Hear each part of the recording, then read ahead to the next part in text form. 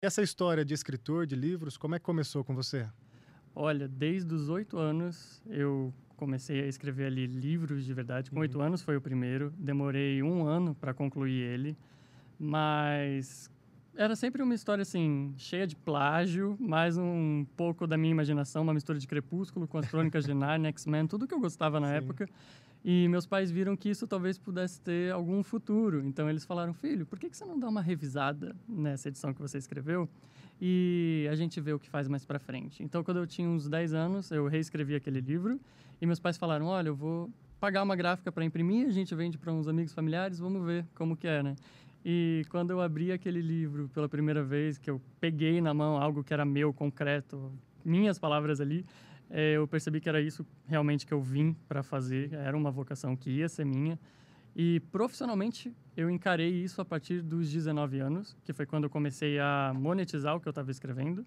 Não que antes eu não pensasse de transformar numa carreira, mas eu não ganhava com isso. Entendi. Só voltar um pouquinho, 8 anos, né? Foi. Falo por mim, uma criança pensando em brincar, pensando em coisas da escola. Da onde surge essa motivação por livros, por escrever? Olha, de 8 anos eu só sentia algo dentro de mim que falava: você precisa escrever o que você está sentindo, Natural. o que você está imaginando, natural, Natural. totalmente natural. Nunca foi um momento que eu falei: a partir de hoje eu gostei de ler esse livro, eu Você quero é escrever o escritor. meu. Não. Foi algo que desde sempre me acompanhou, mas do que me motiva atualmente, pelo menos agora eu já encontrei mais qual é ao menos o meu propósito com os livros ali. E eu acho que quando a gente atinge não uma idade, mas uma posição do que a gente planejava antes, quando você sonhar, eu quero chegar nesse nível. E quando você chega nele, você percebe: caraca, eu cheguei nele. Você tem que encontrar o próximo. E aí, então, quando eu consegui monetizar os meus livros, eu falei: beleza, agora que eu já tenho um público, eu já tenho uma posição aqui, eu preciso encontrar algo novo. Sim. E eu encontrei isso através de encontrando pequenas brechas dos gêneros literários que ainda não tinham sido preenchidas. Porque muita gente fala mal de clichê, mas se você usa o clichê de uma forma diferente, mantendo aquele clichê, é muito bom, você vai ter muito sucesso. E eu percebi que muitos gêneros nem estavam ligando para a representatividade. E 3 anos atrás tem sido um movimento muito mais forte do que era antes. E eu falei: por que não já aproveitar para tentar trazer essas pequenas revoluções, pequenos passos que você vai dando? Porque eu ainda sou um autor muito independente, não tenho um apoio de grandes editoras. É a meta. Você falou que você está seguindo essa brecha, né? Aproveitar essa falta que tem de falar sobre a diversidade e tudo mais. Quem é seu público hoje?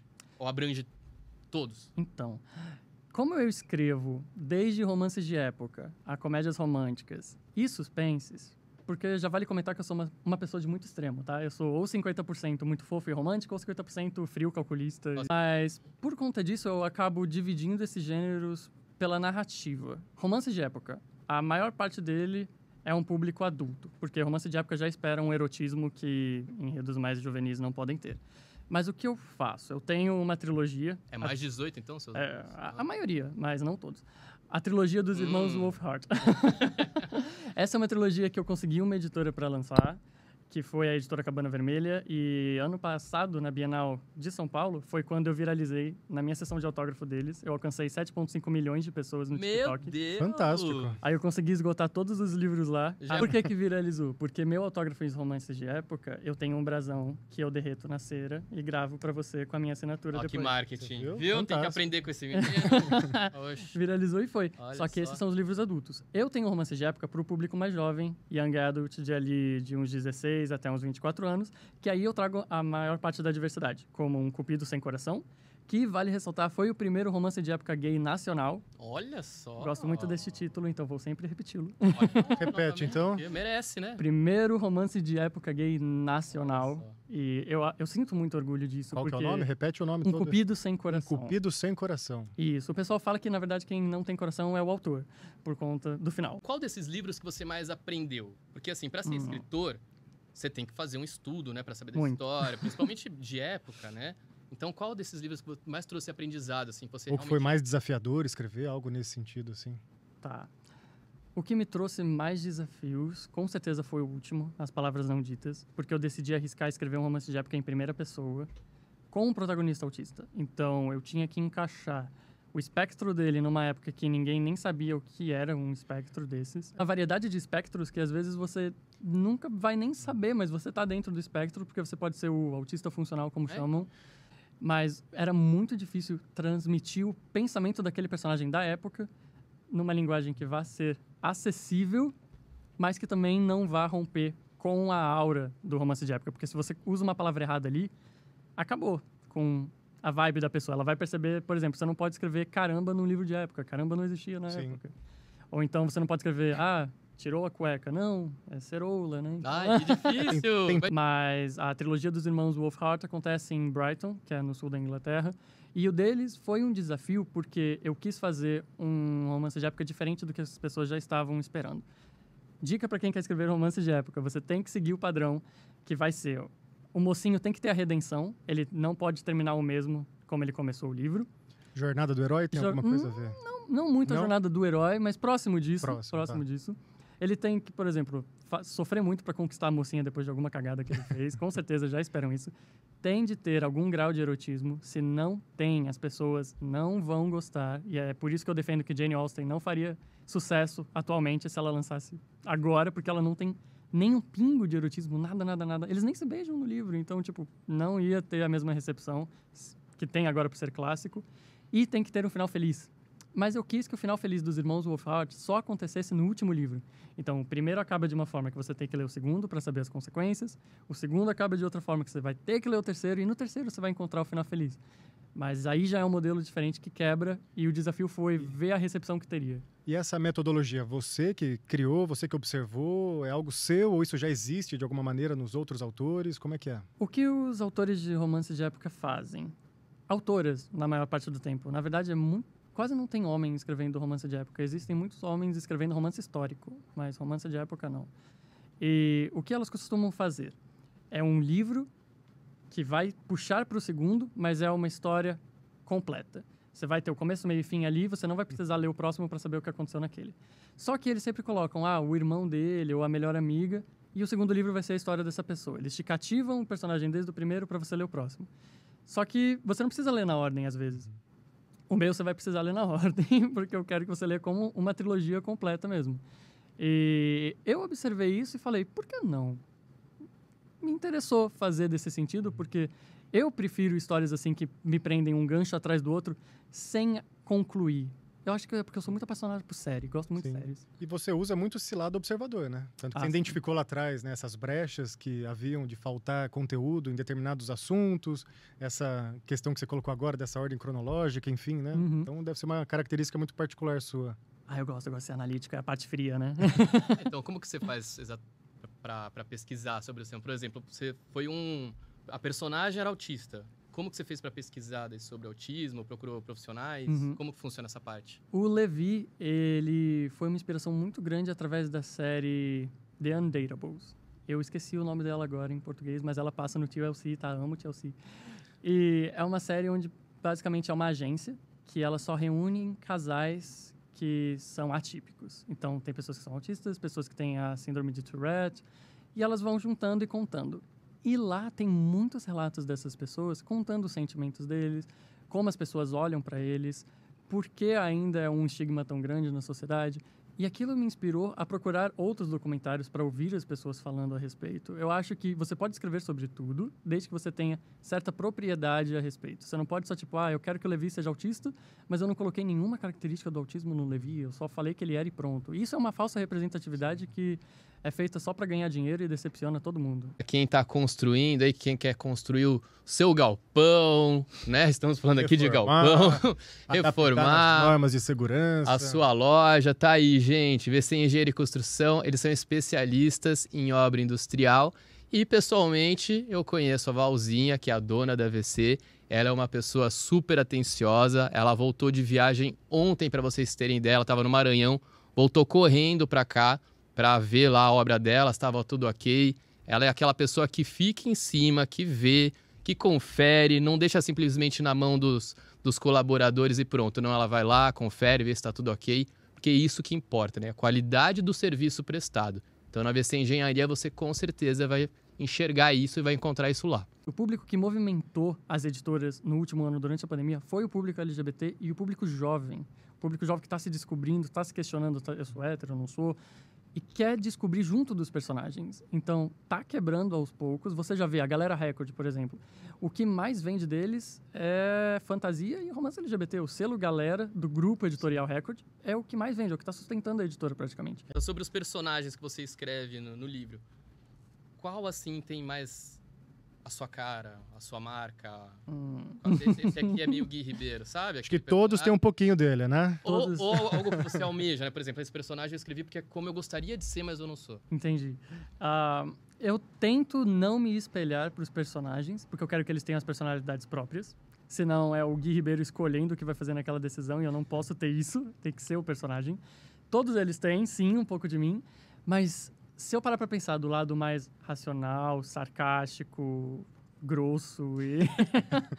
É difícil acreditar com a minha carinha, né? Mas eu sou grosso, assim. E com certeza vai ser a detetive Harley Cleanwater, que é a minha detetive dos suspenses da série Harley Cleanwater. Foi um livro que eu lancei também na Bienal desse ano. Esgotou também, graças a Deus. Olha só! O segundo sai esse ano, inclusive, procurem, tá? Na editora Sina. Mas eu acabo me identificando por esse lado racional. Do lado mais romântico, eu acho que todos os personagens dos meus romances, todos aqueles que realmente acreditam que não importa o quanto você já se quebrou, se você conseguir um jeito de se remontar de novo, você pode tentar mais uma vez. E em direção disso que você falou, como que funciona o processo criativo, né? Que nem você falou, para escrever. É louco. Porque assim, você escreve diversos gêneros diferentes, desde época, romance, suspense, terror. Quando que você para escrever? Não, agora eu vou escrever um romance LGBT de época. Ou não, agora é mais suspense. Como funciona isso? Porque você tem que estar envolvido com aquela história, né? Tem um ritualzinho? Então, como funciona? Não? Acho que não funciona. Tipo assim, tô lá de boa assim, vai. De repente surge a ideia pro livro. Não é igual a J.K. Rowling que... Não.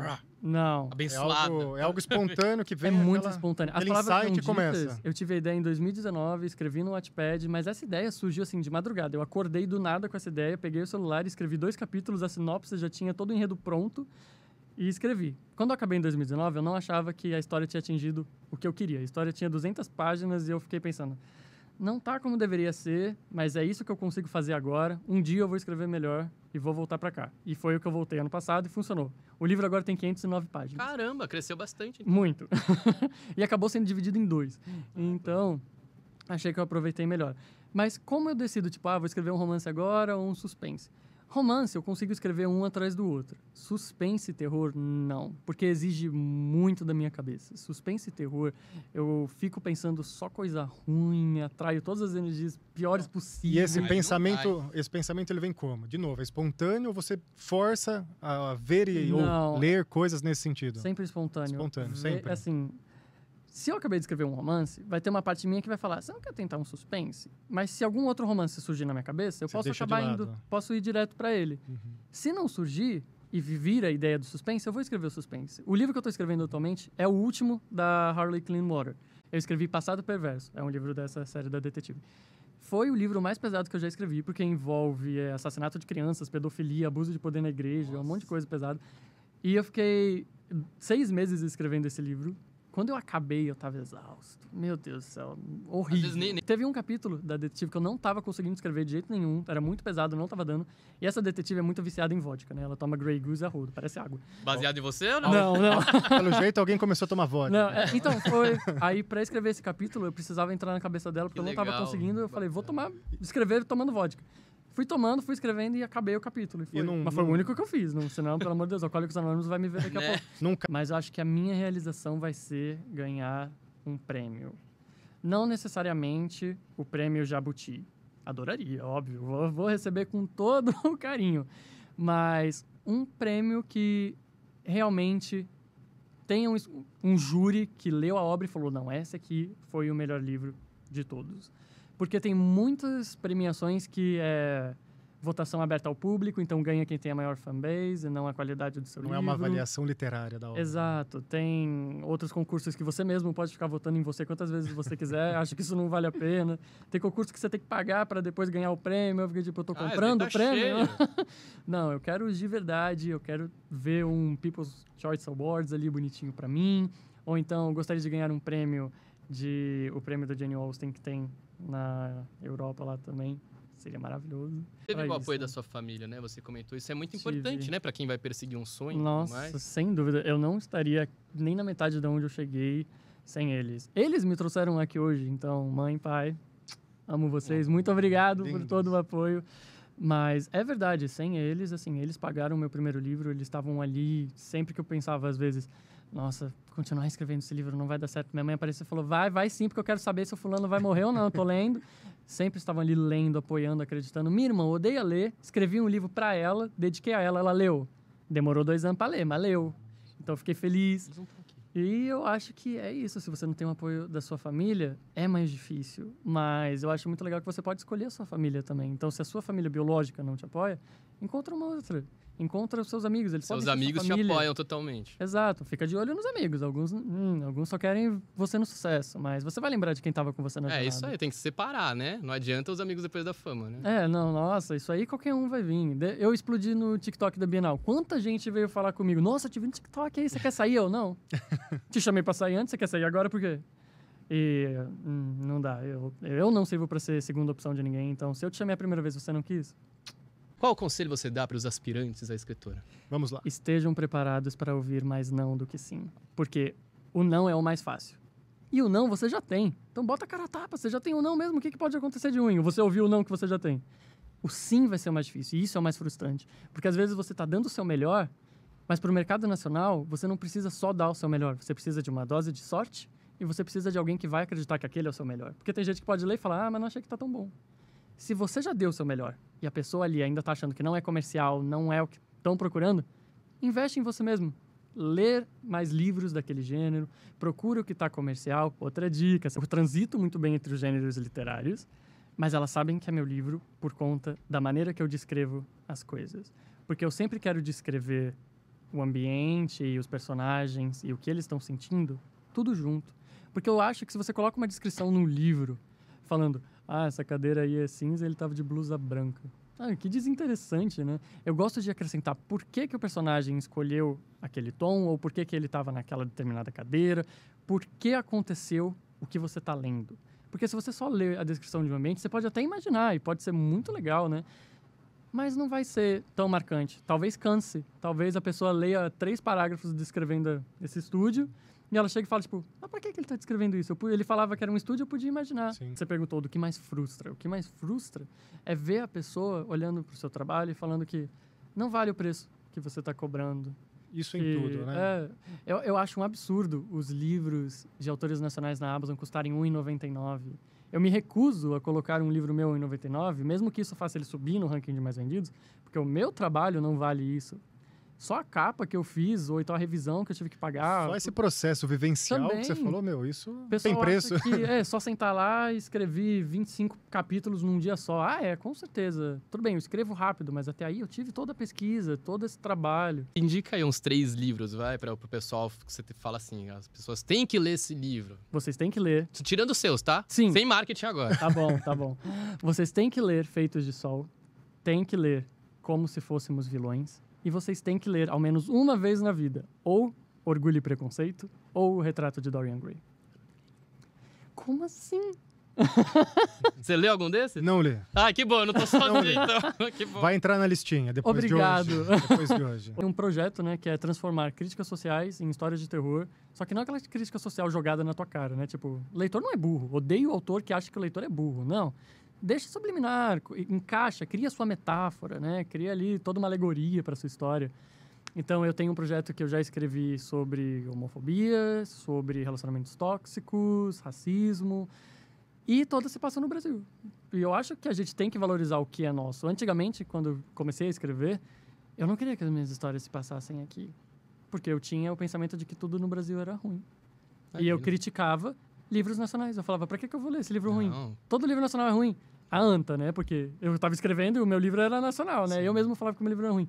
Até eu perceber quanto talento a gente tinha aqui. Todos os meus livros você encontra lá na Amazon. Só você procurar por Gui Ribeiro. Nem todos têm versão física, tá bom? Versão física você pode encontrar lá na editora Cabana Vermelha. Lá você encontra a trilogia dos irmãos Wolfhard, Minha Comédia Romântica da Itália com Amor. E na editora Sina você encontra Medo Sublime. Mas se você quiser ler meus livros com mais representatividade, Um Cupido Sem Coração, As Palavras Não Ditas, lá na Amazon. Minhas redes sociais. Autor_Gui Ribeiro é o meu TikTok, tá bom? Vão lá me seguir que eu tô chegando em 50 mil, então eu espero. Essa é a meta até o meio do ano. Seguir o Gui Ribeiro. Repete Exato. de novo? Autor _ Gui Ribeiro. E pro meu Instagram você só inverte. É Gui Ribeiro _ autor. Eu fiz para ficar mais fácil. Certo.